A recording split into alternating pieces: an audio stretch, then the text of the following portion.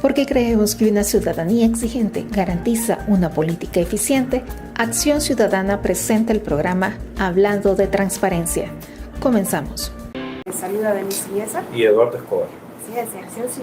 Hablando de Transparencia es un espacio radial que tiene Acción Ciudadana todos los jueves de 4 a 5 de la tarde por la señal de punto 105, donde conversamos acerca de qué, Eduardo. Esta tarde vamos a hablar un poco sobre las propuestas y programas de gobierno y las encuestas de opinión. Así es, y para eso hemos invitado a Edwin Segura, quien es periodista de la Prensa Gráfica. Bienvenido, Edwin.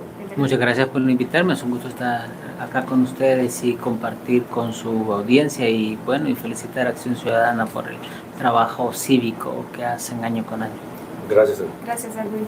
Y bueno, antes de comenzar nuestra plática, queremos recordarles que pueden estar pendientes de la conversación a través de las redes sociales de Acción Ciudadana. Nos encuentra en Facebook, en Twitter y en YouTube como Acción Ciudadana. Y también puede hacer llegar sus mensajes, comentarios y demás sobre esta conversación al WhatsApp de la radio. El número es 7181-1053. Así es, y para comenzar esta plática queremos plantear una pequeña introducción a lo que vamos a conversar. Así es, brevemente sabemos que en los procesos electorales, para poder elegir bien, es importante conocer qué acciones o medidas los candidatos proponen a la ciudadanía. Y es que estos aspectos determinan en buena medida el bienestar de la población. Por tal razón, este día y de cara a las elecciones del próximo 4 de febrero, vamos a conversar sobre las propuestas o ausencias de propuestas de los candidatos con el periodista Edwin Segura. Así es, y para comenzar, Edwin, según la reciente encuesta de opinión del Centro de Estudios Ciudadanos de la Universidad Francisco Gavidia, la ciudadanía encuestada considera que para poder votar por diputados de la Asamblea Legislativa, las propuestas no son el primer factor de la decisión que van a tomar, y que el factor más influyente es que los candidatos apoyen al presidente. Eso es, digamos, como lo que dice la encuesta. Entonces, la pregunta es, ¿esto siempre ha sido así? ¿Que las propuestas no son relevantes para el electorado? ¿Podría considerarse esto una muestra de lo que se ha llamado voto emocional y no un voto racional? ¿Cómo podríamos entender esta situación? Veamos, creo que lo primero que hay que tomar en cuenta es que cualquier ciudadano dirá casi siempre de que le interesan mucho las propuestas de los candidatos para saber por quién va a votar, ¿verdad? No es que la gente vaya a despreciar esa idea, pero resulta ser que ya en la práctica la decisión del voto ha tenido tradicionalmente 4 componentes, ¿no? Ha tenido un componente, llamémosle, ideológico y de identidad partidaria, ¿no? Esto, digamos, que ha venido bajando. Antes era mucho más fuerte. Alguien decía, yo tengo idea de izquierda, tengo idea de derecha, no vamos a entrar a discutir qué es cada una de esas cosas, o qué ha sido, cómo se ha mutado, o qué diferentes tipos de manifestaciones ha tenido, pero había gente que decía, yo pienso de esta manera, y de todos los partidos que están dentro de ese espectro, me identifico con este partido. Entonces había un componente bastante fuerte de identidad ideológica y de identidad partidaria, pero luego venía otro componente que es el de la simpatía por el candidato, que siempre ha sido bastante fuerte. ¿Por qué? Porque al final de cuentas hay 2 cosas que son muy importantes a la hora de llevar a cabo, de realizar un plan de gobierno, y es la capacidad y la, llamémosle, honestidad del ejecutor, ¿verdad? Hay un plan, entonces, pero este plan lo pongo en manos de ¿quién? En alguien que es capaz de hacerlo, en alguien que confía a la gente. Sí, alguien que es lo suficientemente honesto, digamos, como para creer de que no se va a quedar con muchos de los dulces que están en el jarrón, ¿verdad? A la hora de estar repartiendo. Entonces, claro, y luego finalmente que dicen, bueno, las propuestas. Entonces, y con las propuestas normalmente son, yo diría, muy genéricas, suelen ser muy genéricas. Yo propongo más empleo, yo propongo medidas para aliviar el castigo al bolsillo de los salvadoreños, que sabemos que la canasta básica está por las nubes. Entonces, y como todos dicen lo mismo, entonces al final de cuentas eso se diluye. Entonces, si yo no logro elementos específicos diferenciadores en esas propuestas, entonces va a pesar más la figura del individuo, del que va a ejecutar esas ideas. Y entonces, pero sí, ha habido un desencanto generalizado con adscripción a las ideologías y a los partidos. Entonces nos queda el puro sujeto, ¿ya? Entonces, claro, y de esta persona, normalmente el que está en el gobierno tiene un poco de ventaja. Alguien me puede decir, ¿verdad? No, pero el que está en el gobierno, si lo hizo mal, tiene muchas cosas en su contra que se le pueden cuestionar. Donde más hemos podido o podíamos tradicionalmente medir que también le va a alguien que está en ejercicio buscando una reelección es con los alcaldes, porque ahí sí se permite, ¿verdad? Inequívocamente la reelección. Entonces, usualmente el 65% de los alcaldes que buscaba una reelección, independientemente si lo había hecho muy bien o mal, se reelegía. Claro, ¿eso qué significa? Primero, y algo que se nota al uno analizar los resultados y las encuestas, es que la gente es bastante tolerante con los gobernantes. La mayoría de alcaldes que hacía una gestión, digamos, normal, ni siquiera extraordinaria, en la primera gestión lograba una segunda. Y luego usualmente lograba una tercera, aún sin hacer mayores cosas, ¿verdad? La gente decía, porque no, que hay que darle tiempo, que va comenzando, porque se sacudieron a un alcalde o alcaldesa que era muy malo, cambian, entonces hay que darle chance a hay que darle tiempo. Entonces, la reelección inmediata en las alcaldías funcionaba más o menos así. Luego, si el alcalde era bastante bueno, se podía pasar todo el tiempo que quisiera ahí, ¿no? Sin ser, cuando digo bueno, que tampoco ser alcalde es maravilloso. Doña Milagro Navas, en mi opinión, no ha sido una alcaldesa maravillosa, pues, pero 30 años. Exacto, ¿verdad? Y era el caso del alcalde de Apaneca, y podemos citar otro montón de casos que ustedes los conocen, han analizado eso, ¿no? Entonces, ahora, lo que pasó ahí, pues, es que sus partidos cayeron un poco en desgracia, vino algo que lo sustituyera, que es otra cosa muy importante, ¿no? Es decir, la calidad de la oposición, ¿no? Pero entonces, en todo esto, las propuestas, ¿verdad? Es decir, ¿dónde quedan las propuestas? Las propuestas quedan muy disminuidas, deberían de ser mucho más importantes en la medida en que la identidad ideológica y la identidad partidaria bajan como factores muy importantes para la decisión de voto, y nos vamos quedando solo con el candidato y con lo que propone o lo que pretende hacer. Entonces, estas propuestas deberían de tener mucho más peso y ser mucho más definitivas a la hora de poder configurar, ¿verdad? En la idea de la gente a quién le voy a dar yo mi apoyo. Ahora, pero bueno, creo que... Solo quería repreguntar algo de lo que usted dice. Entonces no hay mayor cambio de lo que pasaba antes, o sea, las propuestas nunca han sido como lo relevante. Sí, vamos a ver. Siempre ha sido el candidato. El candidato es importante, siempre ha sido uno de los elementos más importantes, pero entonces las propuestas van quedando como ese elemento, ¿verdad? Ahora, lo que pasa con las propuestas es que si son genéricas, no producen ningún efecto, pero si de repente sí tienen ciertos elementos diferenciadores, entonces ahí sí pueden producir un efecto, como por ejemplo que alguien diga, miren, yo voy a hacer un tren bala que vaya en 1 hora y media desde La Unión hasta Huachapán, ¿verdad? Entonces, pero además si lo empaco y lo visualizo, porque en las campañas se pueden explicar muy bien las cosas, pero es lo que la gente ve, ¿no? Lo que le enamora la retina, digamos, ¿verdad?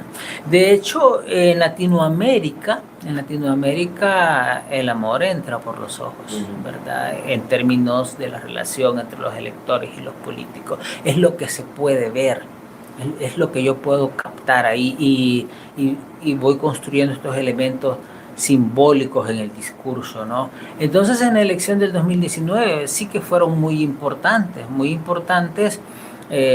propuestas enormes de hacer grandes obras faraónicas, ¿verdad? En esta idea de podemos ser más grandes si nos lo proponemos, ¿verdad? Claro, el candidato contaba muchísimo, pero también el contexto. Entonces ahí había partidos desprestigiados, muy poca identidad ideológica, un candidato que decía lo hice bien en Nuevo Cuscatlán, lo hice bien en la capital y ahora puedo hacer estas maravillas acá, ¿verdad? Uno puede hacer un examen del Plan Cuscatlán, por ejemplo, y uno podría llegar a la conclusión que quizás un 20% habrá cumplido de todo lo que hay en ese plan. Y algunas cosas las ha cumplido el presidente actual haciendo lo contrario de lo que proponía en el Plan Cuscatlán. A lo que me estoy refiriendo, digamos, es el tema de la seguridad pública, por ejemplo. Ahí decía, sí, vamos a bajar la delincuencia, en particular el delito del homicidio lo vamos a bajar, pero no era con un régimen de excepción. Eso no está en el Plan Cuscatlán por ninguna parte, ni siquiera estuvo en los primeros 3 años de gobierno, ¿no? Sino que aparece hasta después de las elecciones del 2021. Entonces, pero al final, claro, la gente digamos, aprecia el resultado.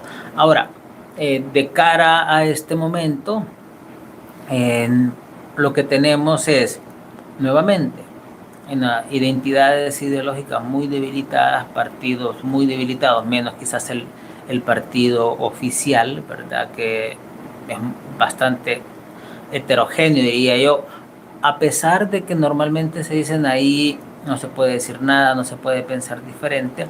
Yo creo que no se pueden expresar esas diferencias, pero sí creo que es bastante heterogéneo, ¿no? Que no se puede encontrar de todo tipo de personas dentro de ese partido, pero callados, ¿no? Y entonces lo que tenemos es que ahora ni siquiera se ha molestado de hacer un seguimiento del Plan Cuscatlán. No hay un documento de base de decir, miren, hay una rendición de cuentas, esto hicimos del Plan Cuscatlán. Y claro, habrá cosas que ustedes están muy conscientes, ¿no? Como por ejemplo, en materia de transparencia y de probidad, lo que ha hecho el gobierno es lo contrario de lo que propuso en el Plan Cuscatlán. En materia de transparencia había propuesto, ¿verdad?, tener un comisionado de la oposición. Sí, y que lo nombrara la oposición, ¿verdad? Para decir, ahí no lo voy a estar diciendo yo qué decir y qué no decir. Claro, luego lo de las CICIs, pero además profundizar en todo el sistema que ya estaba de transparencia, pero muy por el contrario, lo que hizo el actual presidente una vez que llegó al cargo fue desmantelar el Instituto de Acceso a la Información Pública, cooptar esa institución que creo yo que bien merecido se tiene en su estar en listados, ¿verdad? Que no puedan entrar a Estados Unidos, están sancionados, ¿no? Porque no hacen el trabajo que les manda la ley. Entonces yo diría que en ese sentido no hizo absolutamente nada, pero lo que deberíamos de esperar es que el partido de gobierno diga, bueno, hemos estado en el gobierno, esto fue lo que propusimos, esto es lo que hemos logrado, ¿verdad? Y esto es lo que proponemos de cara al futuro, ¿no? Ahora, dentro de los partidos de oposición, uno esperaría también de que si están en la oposición tengan un panorama bastante claro de cómo está la situación en el país. Y ojo, voy a aprovechar acá, sé que no es específicamente el tema, pero creo que es importante también entender qué es ser oposición, porque a veces yo soy periodista es que ustedes los de la oposición, a mí no me gusta estar discutiendo con la gente diciendo, miren, yo no soy, no soy de la oposición y no soy de la oposición no porque no esté afiliado a ningún partido, no estoy afiliado a ningún partido, en efecto, pero hay ciertas características que definen a alguien como ser un opositor. Y ser un opositor no es estar en contra de las brillantes ideas de un gobernante o sus brillantes programas o lo que sea, sino que simplemente tener una idea de que para el mismo problema hay otra solución, un enfoque diferente. Por ejemplo, alguien dice, mira, el tema de seguridad pública yo creo que lo podemos abordar de manera autoritaria, directa, y con todos los componentes del régimen de excepción. Y alguien puede decir, yo me opongo a eso, me opongo por principio, me opongo porque creo que esto es más efectivo, me opongo porque creo que hay muchos más países que son ejemplo de seguridad y democracia y libertad, teniendo todos los componentes, que la cantidad de países seguros y autoritarios. Es decir, si yo hago una lista de todos los países seguros, pero que a la vez son democráticos y libres, y hago un listado de los países que son seguros pero autoritarios, tengo una lista más grande de lo primero que de lo segundo. Es decir, ya en la práctica hay más de lo primero que de lo segundo. Entonces, ¿por qué no? ¿Verdad? ¿Por qué tengo yo que aceptar la seguridad a cambio de la democracia y la libertad? ¿Por qué? No me parece, no es una ganga. ¿Por qué no puedo tener las tres cosas? Entonces, claro, un opositor debería de decir, bueno, yo creo en esto y propongo que se puedan lograr esas tres cosas de esta manera, ¿no? Entonces uno dice, bueno, pero ¿qué es lo que va a hacer el FMLN? ¿Qué es lo que va a hacer Arena? ¿Qué es lo que va a hacer Nuestro Tiempo? Y en el tema de seguridad pública yo no he visto un documento de ninguno de estos partidos, ¿verdad? Y créanme que sé, por ejemplo, que el FMLN tiene unos esbozos e incluso hay algunas cosas, digamos, puestas por juntas, impresas. Sé también que Vamos y que Nuestro Tiempo tienen unos esbozos de unos documentos. De eso precisamente vamos a hablar en la segunda parte de la entrevista. Vamos a ir a una pausa y vamos a hablar precisamente de esto. Así que vamos al corte. Así es. Okay, muy bien. Por continuar con nosotros, estamos hablando de transparencia y este día de qué comenzamos. Estamos hablando un poco de las propuestas o programas de gobierno, porque vamos para las elecciones, y también vamos a hablar un poco de las encuestas. Así es, ¿y con quién lo hacemos? Estamos hablando con Edwin Segura, es periodista de la Prensa Gráfica. Así es. Edwin, el monitoreo de propaganda de Acción Ciudadana realizado en estos últimos meses refleja que la campaña no es similar a la de años pasados, y esto debido a que no se observan, por ejemplo, mensajes alusivos a las propuestas o a los planes de gobierno que van a implementar los candidatos una vez sean funcionarios públicos. Con su experiencia, ¿será que existe algún antecedente de alguna campaña en donde no se dieron a conocer las propuestas? ¿O qué explicación podríamos darle a este cambio en la propaganda? Vean, yo he cubierto elecciones presidenciales desde 1994 y les puedo decir que es una campaña muy, muy atípica y creo que se siente en la atmósfera, ¿no? Es decir, si la mayoría de extranjeros creo que vienen y no se enteran de que estamos en campaña, ¿no? Incluso digamos, la cantidad de anuncios que hay en televisión, en radio, es bastante modesta comparada con la de otras campañas. Ahora, yendo al punto en particular sobre las propuestas, que prácticamente lo del partido de gobierno es que no mencionan nada. Por ejemplo, para la Asamblea Legislativa es... Perdón, Edwin, ¿sí? Sabiendo que la propaganda, como usted decía, da margen para decir algo bien genérico. Exacto. O sea, decir seguridad, voy a mejorar tu seguridad. Pero ahora en el monitoreo ni eso dicen. No, ni siquiera eso. Nada. Entonces... digamos, uno puede decir, bueno, el partido de gobierno se siente cómodo, el presidente se siente cómodo y dice, ellos creo que al principio, creo que tenían la idea de hacer una campaña de logros, digamos, ¿verdad? Porque, yo sé que esta gente, y francamente creo yo, que tienen expertos en marketing político y eso, ¿no? El gobierno, la presidencia, tiene gente, paga gente específicamente para eso, hacen monitoreo de opinión pública a través de encuestas, hacen monitoreo de redes sociales, ¿verdad? Social listening, ¿verdad? Para ir calibrando cómo va la opinión pública, y ellos tienen bastante claro de que uno de los elementos más importantes para diseñar una campaña electoral es medir el clima, ¿verdad? El clima electoral. ¿El clima en qué sentido? En decir, que la gente cómo se siente cómoda con el gobierno, la gente desea cambio, desea continuidad o desea reforma. Una elección, cuando la gente se siente incómoda con el partido que está gobernando, tiene la opción, ¿verdad?, de hacer una campaña reformista. Si la gente se siente incómoda. Si la gente se siente cómoda, se va con todo a continuidad. Continuidad. Y claro, es decir, y como en este caso, la diferencia que hay con respecto a los otros partidos desde el principio de la campaña es bastante grande, entonces dicen, bueno, realmente lo que necesitamos es continuidad sobre un solo tema, que es el tema de la seguridad pública, ¿verdad? Y entonces no necesitamos decir más que para que el régimen de excepción siga, para no volver al pasado, entonces vota de esta manera, y eso es todo, yo creo que no vamos a pasar de ahí. Luego, claro, siempre hay una campaña subterránea de desprestigio a los opositores, que creo yo que ahora lo hacen más por diversión que por necesidad electoral, ¿verdad? Porque usualmente es como para bajarle puntos, ¿verdad? Pero ¿qué le van a bajar? Pero igual lo hacen, ¿no? Ya por vicio quizás. Entonces, pero normalmente los opositores dicen, bueno, pero si no hay un deseo de cambio, ¿cómo puedo proponer yo un cambio? Es que no necesariamente tiene que ser así.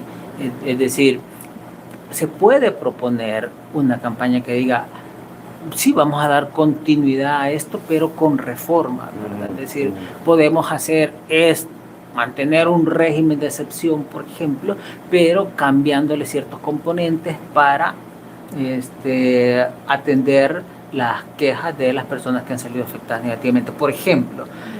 Y claro, luego eso, empaquetarlo de alguna manera y proponerlo, eso no hemos escuchado nada de eso. Que ni la oposición, o sea. Sí, exacto. Entonces, no está hablando nada. Entonces, pero ahí ya no es solamente que no tengan la necesidad, sino que no tienen ni siquiera la intención. Yo creo que la oposición no tiene la intención de competir.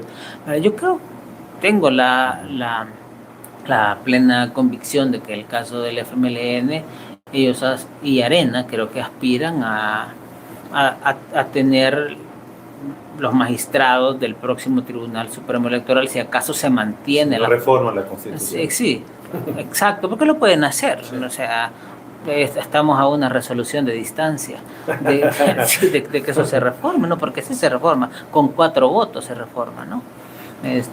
Y de una sola vez. No es como dice la Constitución, ¿verdad? Que tendrían que ser al menos 56, de 2/3 en 2 legislaturas. Pero bueno, entonces, ahora no escuchamos absolutamente nada. Creo yo que en el caso del partido de gobierno, porque sienten que no tienen mucho la necesidad de empaquetar en una propuesta su mensaje de continuidad, ¿verdad? Y en el caso de la oposición, creo yo que ni siquiera tienen la intención, porque no es que necesiten contratar estrategas carísimos y no tienen dinero. Por supuesto que no tienen dinero, pero creo yo que al menos podrían empaquetar algo, proponerlo y decirles esto es lo que pretendemos hacer. Y en ese sentido, Edwin, precisamente van a preguntas en esa lógica. Suponiendo que en estas últimas semanas los candidatos y candidatas aprovechen estos espacios publicitarios de la propaganda para dar a conocer sus propuestas o planes de gobierno, ¿qué elementos debería de analizar o evaluar la ciudadanía en esas propuestas?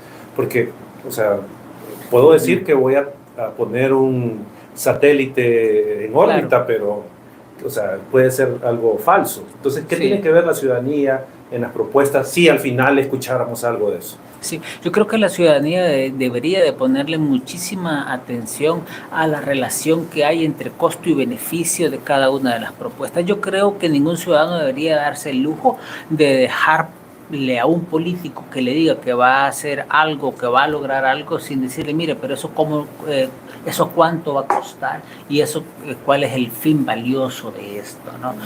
Porque, por ejemplo,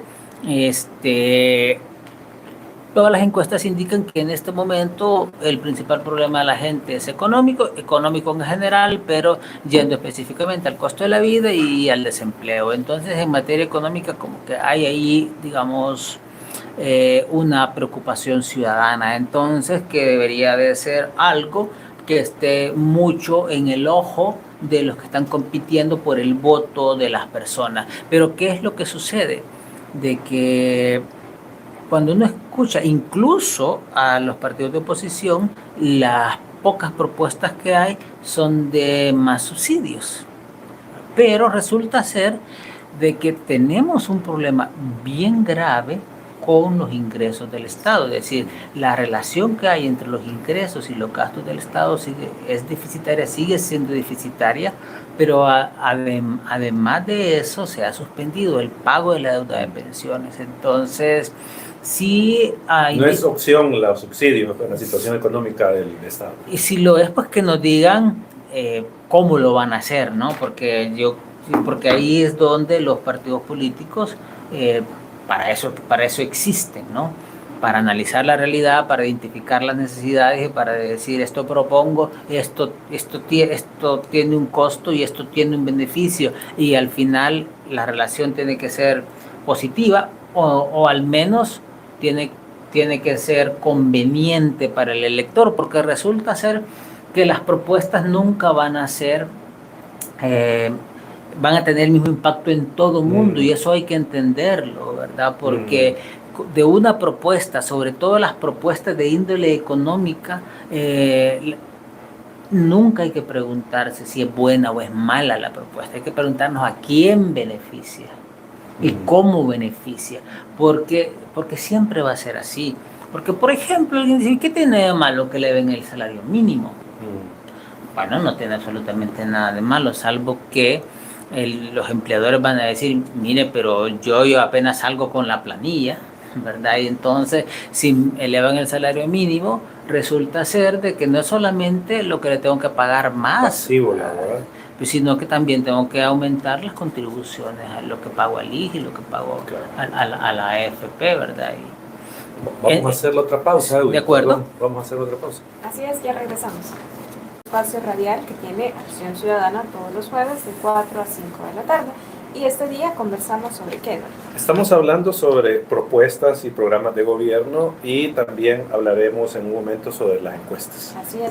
Edwin, usted señalaba en el bloque anterior el tema económico. Sabemos que la última encuesta de la UCA, no la de ahora, pero la otra pasada, señala que el principal problema de la población es el económico, ¿verdad? Y entonces, en este sentido, ¿qué aspectos económicos deberían estarse discutiendo en los programas de gobierno para resolver la situación de las personas? Sí, yo creo que es un tema complicado, porque lo que más está afectando a la gente en este momento es el precio de la canasta básica. Estaba haciendo el cálculo y al final del quinquenio de Bukele es probable que sea uno, al menos de los últimos 2 quinquenios, el que menos ajustes ha tenido al salario mínimo, porque tuvo uno solo del 20%. Yo creo que las 2 presidencias anteriores anduvieron un poquito arriba de eso, porque lo llevaron más escalonado y no de una sola vez como lo hizo Bukele. Creo que lo hizo así para que fuera histórico, nunca antes había, pero lo hizo de una vez. En cambio, las otras presidencias fueron anualizados, ¿verdad? Pero con la desventaja de que la inflación que hemos tenido en este quinquenio es mucho más alta que la de cualquier quinquenio anterior, ¿verdad? Y ahí, claro, ahí se pueden decir muchas razones por las cuales ha ocurrido así. Entonces, hay una necesidad enorme ahí por mejorar el ingreso. Ahora, Mejorar el salario mínimo no necesariamente mejora el ingreso de toda la población, ¿verdad? Pero claro, sienta un mensaje, ¿no? Y estimula el mercado, le da un poco más de capacidad de compra a la gente, pero en este caso sería compensar un poco el impacto que ha tenido en su bolsillo por la inflación, ¿verdad? Entonces, yo creo que los partidos políticos deberían de estar abordando este tema, al igual que el tema del empleo, ¿verdad? Porque resulta ser de que según las últimas reformas que estuvo haciendo el gobierno, cuando estaban hablando de la eliminación del INSAFORP y de la creación de esta otra unidad de integración, creo que se llama. Sí, la dirección de integración. Sí, la dirección de integración. Entonces, ahí da la impresión de que la idea que tienen ellos de que la gente no tiene empleo porque le falta capacitación. Y no digo que la gente esté capacitada, solamente digo que de verdad creen que ese es el principal problema, de que A, B y C no consiguen un empleo porque no son lo suficientemente capaces, y que si ya van a aprender un oficio, entonces listo, ya estuvo. O sea, hay un montón de gente que sabe hacer cosas, ¿verdad? Que tiene una profesión, que tiene un oficio y que no encuentra un empleo. Y eso creo que una idea va por ahí, y la otra es, mire, hágase emprendedor, ¿verdad? Ponga un negocio, y que no está mal, ¿verdad? Pero si eso es, entonces deberían de decírnoslo y de decirnos, miren, cuál es la apuesta que tienen.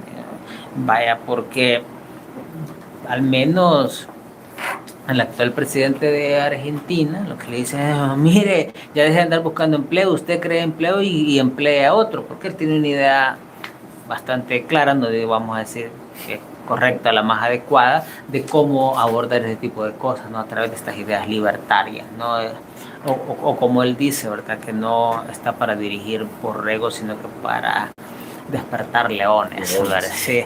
Entonces, pero al menos deberían de estar diciendo cómo lo van a hacer. Pero, y si son estímulos económicos del gobierno, como dice este gobierno actual, ¿verdad? Que cada una de las obras que hacen son estímulos económicos, pues bueno, qué bien, van a hacer solamente esas obras, o habrá otros estímulos económicos, y si habrán estos estímulos económicos, ¿a dónde van nuevamente? ¿Verdad? ¿De dónde va a salir esa plata? En un gobierno, un Estado que está bastante endeudado y que va a tener a futuro compromisos muy importantes, porque el próximo gobierno, ya de entrada, este año, 2024, tienen que estar comenzando a juntar el dinero para pagar la porción del bono del 2025 que quedó pendiente. Luego un pequeño respiro en el 2026, y en el 2027 debería reactivarse el pago de la deuda de pensiones, ¿verdad? Ok, Edwin, ya para cerrar el tema de las propuestas de gobierno, durante los procesos electorales, si el electorado ha votado por una propuesta de un candidato, por lo general deja de evaluar el cumplimiento de este. Por lo general no se evalúa si se cumplió o no, y termina olvidando que no fue ejecutado lo que se prometió.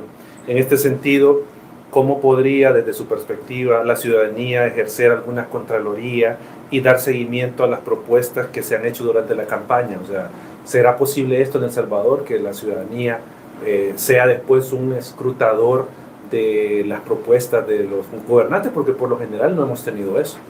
Sí, la ciudadanía se comporta, yo diría, de manera bastante indiferente a las propuestas, y una vez que el funcionario es electo y llega, se preocupa todavía menos por una rendición de cuentas, digamos, ¿verdad? Y lo que sucede acá, y es lo peor, es que la gente del gobierno actual, por ejemplo, trata no con indiferencia, porque los gobiernos anteriores eran indiferentes a la transparencia y a la rendición de cuentas. Este gobierno desprecia la transparencia y la rendición de cuentas, y le llama transparencia a decir lo que le da la gana, y le llama rendición de cuentas a decir lo que le da la gana. Y cuando digo es con desprecio, es que ocultan información sin ninguna justificación, y eso no tiene ningún costo político, o sea, político electoral, ¿verdad? Entonces, claro, ellos dicen, bueno, si yo le dijera a la ciudadanía realmente cuántas personas han muerto en los penales, probablemente esto me obligaría a dar muchas explicaciones, ¿no? Pero podría tener un costo electoral.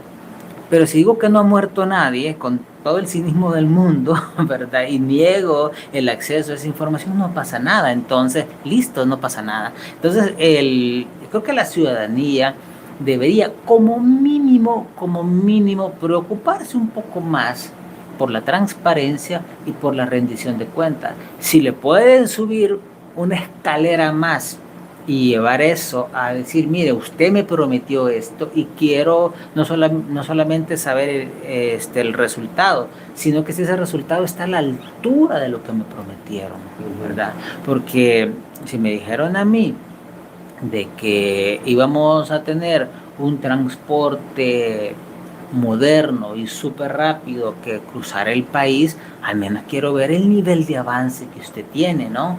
Porque si ya lleva el 1%, entonces ¿cuántas presidencias va a necesitar para llegar de acá a allá? ¿O cuál es el plan? ¿Cuánto toma la planificación? ¿Cuánto toma la ejecución? ¿O realmente nunca fue una propuesta seria, verdad?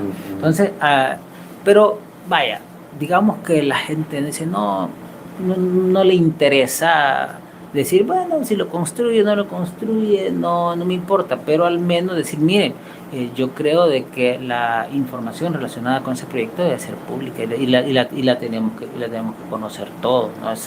Y los funcionarios no deberían de decirle al periodista A, B o C, contigo no hablo porque tu medio es mentiroso, y que no pase nada, porque al final nosotros los periodistas lo que tratamos de hacer es obtener información, usualmente información que los funcionarios no quieren que se sepa, para que la ciudadanía tenga una fotografía completa de lo que está pasando. Miren, es mentira que un político les va a decir por su propia voluntad toda la verdad. Les va a decir, en el mejor de los casos, una verdad a medias. En el peor de los casos les va a mentir cínicamente. Pero si les dice una verdad a media, nosotros tratamos de poner la otra mitad de esa verdad para que tenga la verdad completa. Y eso a los políticos les molesta. Pero si el político es uno que miente, y que miente con descaro, entonces le molesta el doble. Porque si le molesta que develemos su media mentira, imagínense cuánto se molestan cuando develamos la mentira completa, ¿verdad? Yo les pongo un ejemplo, el manejo de la pandemia.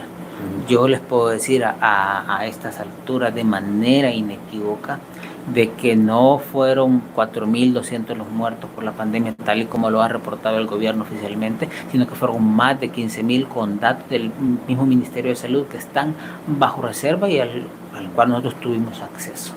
Pero la gente dice, bueno, pero...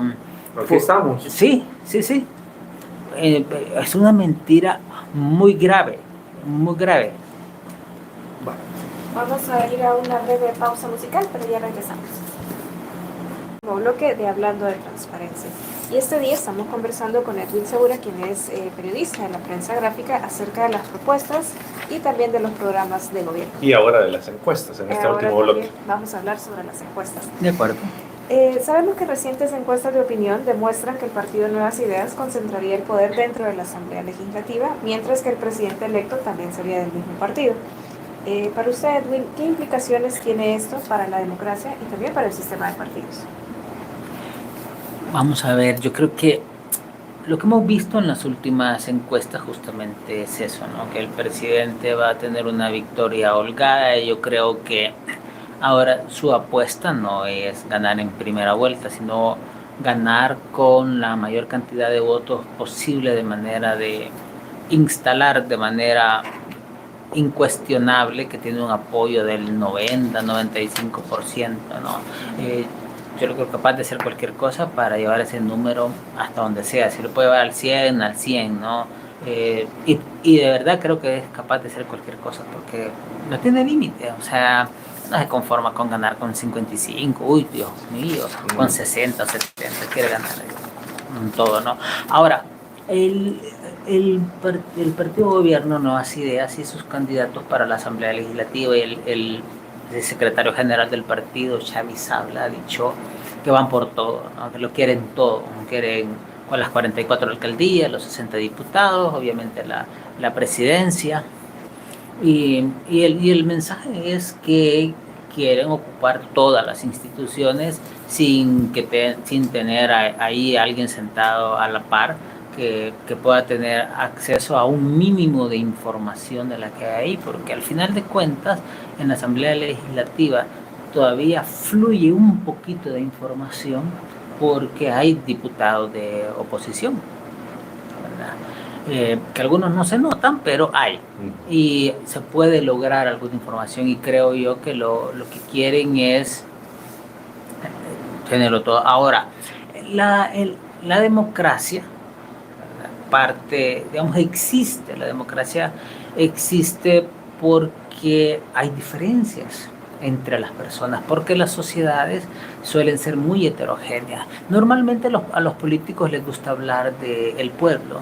El pueblo está conmigo, o no pueden ir en contra del pueblo, yo soy el representante del pueblo, y pintan al pueblo como una entidad monolítica y homogénea, como que es una sola masa, una sola cosa, cuando realmente el pueblo es una expresión muy heterogénea, muy variopinta, muy diferenciada, y el pueblo suele tener opiniones divididas sobre muchos temas, ¿verdad?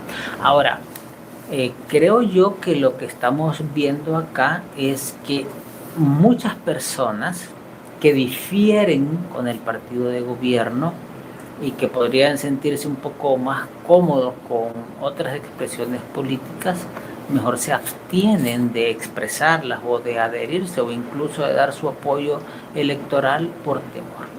Entonces creo yo que solo las personas que están dispuestas a plegarse al discurso oficial o a silenciar sus diferencias con respecto al discurso oficial son los que se expresan. Por eso decía yo al principio, ¿no? Que existe esta idea de que dentro de Nuevas Ideas, que es un partido muy homogéneo. Yo creo que es heterogéneo, pero con mucha gente silenciada, y que, claro, estar ahí apoyando por conveniencia, como suele ocurrir.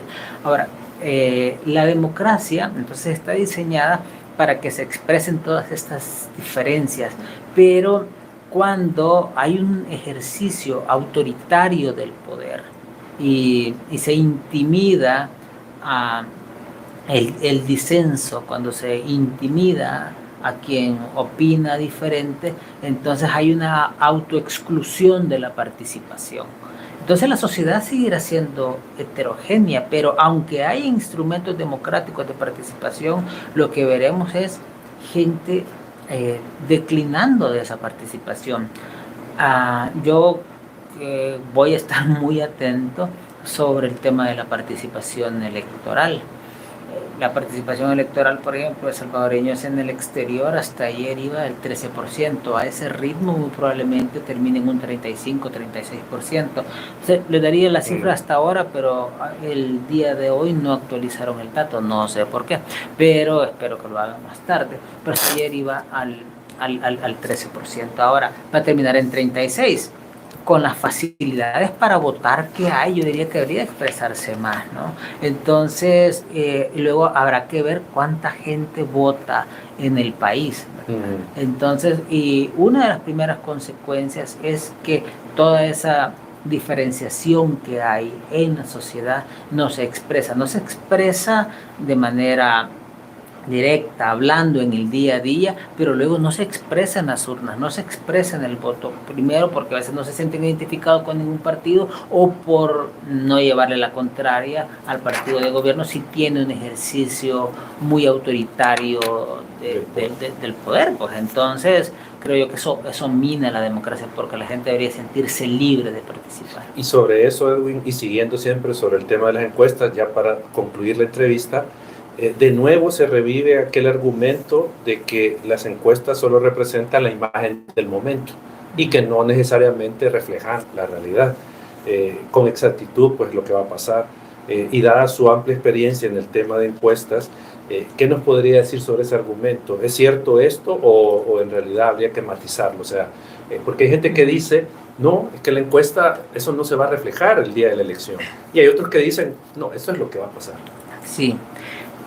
Normalmente los políticos siempre van a decir dos cosas. Uno, de que, o pueden decir, sí, la encuesta acepto el resultado, pero solo una fotografía, eso puede cambiar. O que la verdadera encuesta va a ser el día de la elección, o que cuando andan en su trabajo territorial ellos ven una cosa totalmente diferente. Ahora, lo que hay que tomar en cuenta también es que al hacer una encuesta, quienes nos hemos dedicado a eso, tenemos desafíos, nos podemos equivocar técnicamente, pero también hay ambientes difíciles de investigar desde un punto de vista de opinión pública y los ambientes autoritarios son difíciles de escrutar, es decir, lo que pasó en Guatemala, por ejemplo, que no digo que va a pasar algo similar acá, pero es por el ambiente autoritario que de ejercicio de poder que había en Guatemala, y al final mucha gente lo que expresó en las encuestas no fue, digamos, muy parecido a lo que pasó. Ahora, hay que tomar en cuenta que en el caso de la presidencia en El Salvador, la diferencia es tan grande, ¿verdad? Que no va a ocurrir algo diferente de lo que está ahí, es decir, salvo que ocurra algo que no puedo imaginarme en este momento, va a ganar Bukele, va a dar una ventaja. Lo que les decía, estamos viendo si va a llegar al 90, se va a caer en el 80 o en el 75%. Esa es mi única duda. Si pasara otra cosa, hacemos 10 programas sobre eso, ¿verdad? O sea, porque y lo vamos a invitar. Habría que analizarlo. Ahora, yo creo que en las alcaldías sí creo yo que puede haber muchas sorpresas y también para diputados, ¿verdad? Y honestamente creo yo que no hay una sola encuesta que pueda decir que ha medido a escala departamental, ¿verdad? ¿Por qué? Porque se necesitan 400 entrevistas mínimo por departamento, ¿verdad? Ahora, tampoco lo que he visto de resultados a escala departamental es absurdo. O sea, que Nuevas Ideas obtenga 60 diputados o se quede en 55 no es para nada absurdo, es plausible, pues, puede ocurrir. Entonces, creo yo que en el caso de los políticos de oposición en este momento, no creo yo de que para la presidencia algunos se haya dado por sorprendido, ¿verdad? De lo que hemos visto. Incluso creo yo que a escala departamental tampoco haya muchas sorpresas sobre que Nuevas Ideas va liderando o probablemente va liderando en los 14 departamentos. Ya el cálculo de la minucia, ¿no? Si entran o no entran, creo yo que algunos se declarará sorprendido de decir, no, yo este curul lo gano, ¿verdad?